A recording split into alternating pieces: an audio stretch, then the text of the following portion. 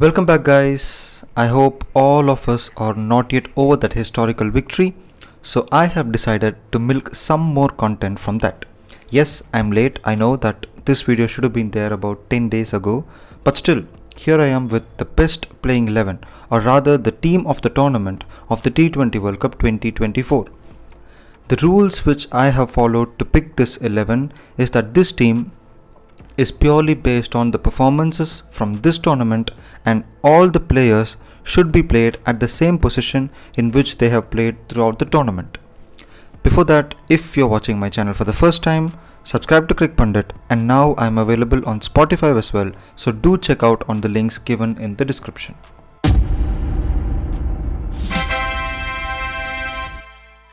So here's the playing 11. My openers are Rohit Sharma and Rahmanullah Gurbaz. Gurbaz is my wicketkeeper and Rohit is my captain. Nicholas Pooran at number 3, at number 4 Surya Kumar Yadav, number 5 Marcus Stoinis, Hardik Pandya at number 6, Akshar Patel at number 7, Rashid Khan at number 8, Arshdeep Singh at number 9, Jasprit Bumrah at number 10, and finally at number 11 I have Fazalak Farooqi. And my substitute for this team, or rather the 12th man, is Andrik Nokia. Rohit Sharma. Rohit Sharma has had a fantastic World Cup with the bat. The numbers might not suggest it, but the impact that he has had is immeasurable. The knocks that he played against Australia and England are just enough, because despite playing in difficult conditions in the initial stages of the tournament, he ensured that India got off to a decent start in the power play, especially when Virat Kohli was not scoring runs. And I don't have to explain why he is named as the skipper, because the way he operated with his bowlers in the games against Pakistan and South Africa is just enough. So Rohit Sharma is my skipper. Rahmanullah Gurbaz, the wicketkeeper. Well, Gurbaz is one of the two batters who carried the entire Afghanistan batting in this World Cup. To say simply, whenever he scored a 50, Afghanistan won that game. His partnership with Ibrahim Zadran ensured that gave a solid start and a solid total to defend for their bowlers. And he's also my keeper. He was really good behind the wicket against those spinners. And Nicholas Pooran. Finally, we have Nicholas Pooran playing to his potential in this T20 World Cup. He had a tournament to forget last time as a skipper, but this time, without that added pressure, the Windies got the best out of him. He scored the highest individual score in this tournament by missing a ton by just 2 runs. And that innings made sure that West Indies entered the Super 8 stages by topping the group. Surya Kumar Yadav. Well, again and again I'll say, sky is not the limit for this guy. We can just simply had Surya Kumar Yadav for that catch in the boundary line. But his contribution with the bat was also vital for India. He scored 50s against USA and Afghanistan, but also an impactful knock against Australia as well. It is not about the runs, but the pace in which he scored them. Even when the other batters were struggling, he played his usual unorthodox shots to get those runs behind the wicket. Marcus Stoinis at number 5. Yes, Australia did not qualify for the semi-finals, and they did not also look like a champion team, because they won games against Uganda, Scotland and Oman, but it was because of Stoinis who did the major contribution with both bat and ball. And especially the game against Scotland, he decided the fate of England, because if Australia had lost that game, England wouldn't have qualified for the next round. And Marcus Stoinis has been in great form since that epic knock against CSK at Chepauk a couple of months ago in the IPL. And then, here we go, Hardik Pandya. Well, I can make a separate video on Hardik Pandya itself, but that's for another day. And what about that for a redemption story? He was just about a couple of months ago, he was hated by millions of fans, and now he is celebrated by billions. People who compared him with dog are now calling him God. I mean, it's not that rhythmic, but still. If you look at the numbers, it might not be mind-boggling, but it is the time in which he has scored those runs or picked up those wickets, because he is the one who triggered that collapse against South Africa by picking up that wicket of Heinrich Klaasen. I mean, there's a lot of things to talk about Hardik Pandya, but let's move on now. Akshar Patel, another different case study. Akshar is the surprise package of this tournament. No one expected him to do what he did, and many questioned his position by comparing him with Ravindra Jadeja. But he was there when India wanted him, and he was he was everywhere when India wanted him.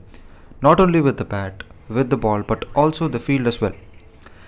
And I find it really funny that how things would have changed if India had lost that final, because people would have blamed him for that one over against Klaasen by forgetting all his previous contributions.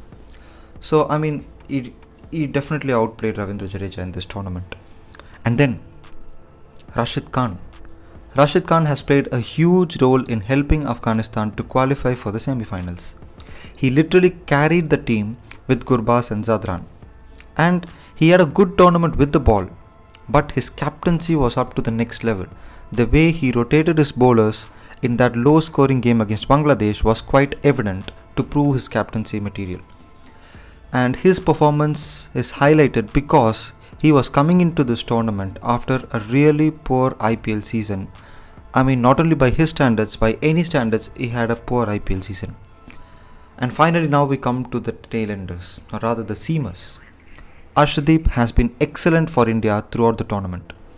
He was able to get breakthroughs during every phase of the game, be it in the power play, be it in the middle overs, and also at the death overs. And remember, he has picked up the most wickets in T20 internationals since his debut against England in 2022.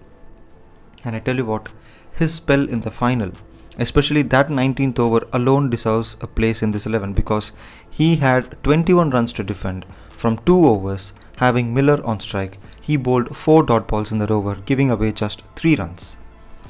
And now I come to this species called Jasprit Bumrah, and I think he's the only one in this category because what do I even say about Bumrah? It is exactly like what Ravi Ashwin tweeted. He is a cheat code for India. Game after game after game, he produced those magic spells and won India those tight games. My standout performance was against South Africa in the final and followed by that game against Pakistan. Okay, he picked up that wicket of Babar Azam. And fittingly, he was selected as the player of the tournament. There was no debate in that. Maybe Akshar Patel also had a bit of thing to do, but still, Bumrah was a standout performer. So, finally, my number 11 is Fazal Haq Farooqi.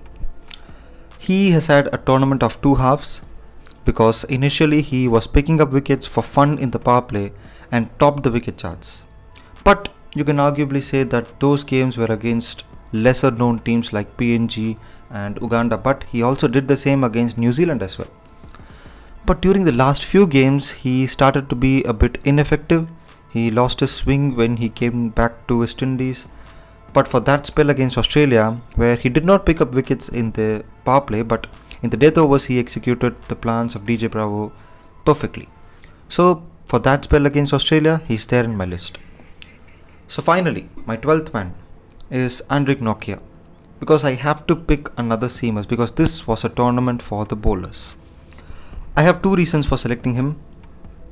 One is the way he started this tournament after a really poor IPL season. Remember, his economy in the IPL was about 12 runs per over. But when he came to the T20 World Cup, it was under 4 at a point of time.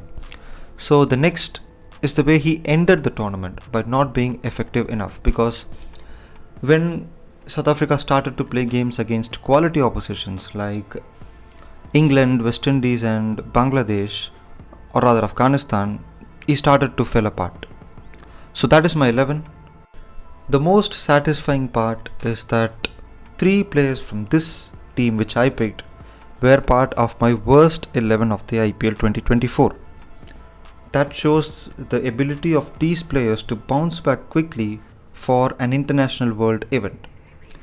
So guys, this is my team of the tournament of the T20 World Cup 2024, and if you have any different combinations, I think you will definitely won't agree with me, so please let me know in the comment section. And again, if you're watching my channel for the first time, subscribe to CricPundit, and you can also listen to me on Spotify, and I have given the link in the description. So thank you.